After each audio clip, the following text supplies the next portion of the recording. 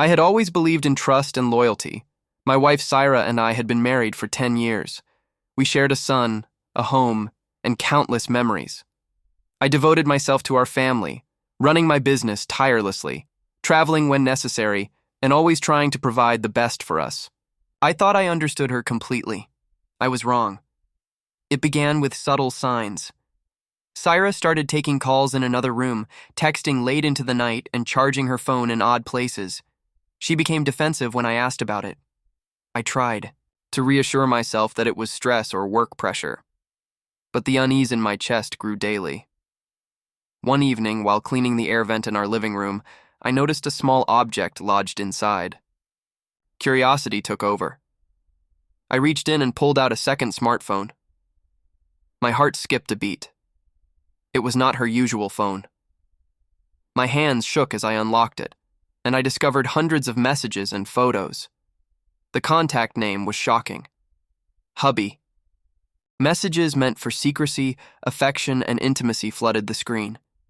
It became clear that Saira had been communicating with someone else behind my back, sharing thoughts, plans, and intimate conversations that were not meant for me. As I scrolled through the conversations, I realized the messages were from my best friend, Zayan, the same man I had trusted with my life, my business secrets, and my family's well-being. He had been communicating with Saira in secret, creating a world I had no idea existed. I felt the floor fall beneath me. My wife and my best friend had been betraying me together, manipulating me while pretending everything was normal. My mind raced with disbelief, anger, and a deep sense of personal violation. I knew I could not confront them without evidence. I documented everything: photos, call logs, message screenshots. I even secretly recorded a call where Zayan admitted his involvement. I wanted to ensure that when I acted, I had proof undeniable to anyone who questioned the truth. The weight of betrayal was crushing, yet I calmed myself.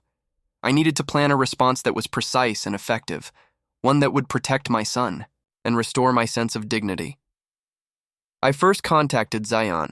I called the number listed as Hubby, maintaining a steady voice. "Hello, it's me," I said. Zayan's voice trembled immediately.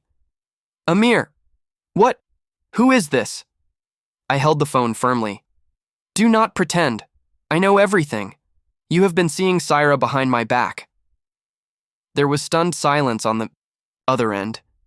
He stammered, It's not what you think." I let him struggle for words. "It is exactly what it looks like. You have betrayed me, my family, and our friendship. You need to take responsibility." After the call, I confronted Saira directly. I did not yell, I did not show tears, I simply held up the second phone. Her eyes widened, and for a moment she could not speak. I said firmly, "Pack your things. Leave our home. You have destroyed the trust that this family was built on." Saira tried to argue, to plead, to claim it was a mistake. But her words held no power. I had the evidence. I had clarity. I would not allow emotional manipulation to delay the inevitable. In the following days, I arranged a meeting with my lawyer.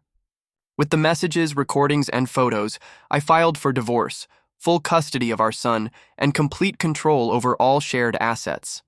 Saira attempted to negotiate, claiming she wanted to make amends, but the trust had been irreparably broken.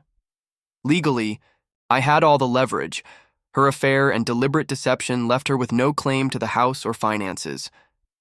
My lawyer advised that I maintain calm and use the evidence strategically, ensuring she faced consequences for her betrayal. The divorce proceedings moved swiftly. Saira was left with nothing.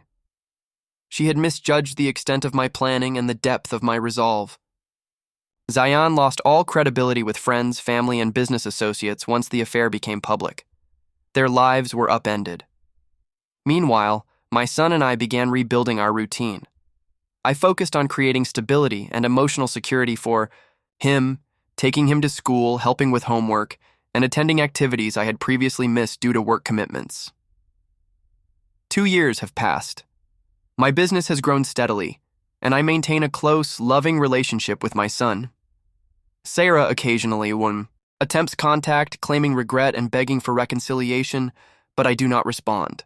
I have learned that some betrayals are irreparable, and the best response is to protect oneself and those who matter most. The second phone I discovered in the vent serves as a reminder of deception, betrayal, and the ultimate lesson. Trust can be broken, but resilience and careful planning can restore dignity and justice.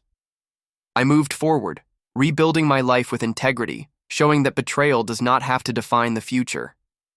Instead, it can teach vigilance, wisdom, and the power of measured, decisive action.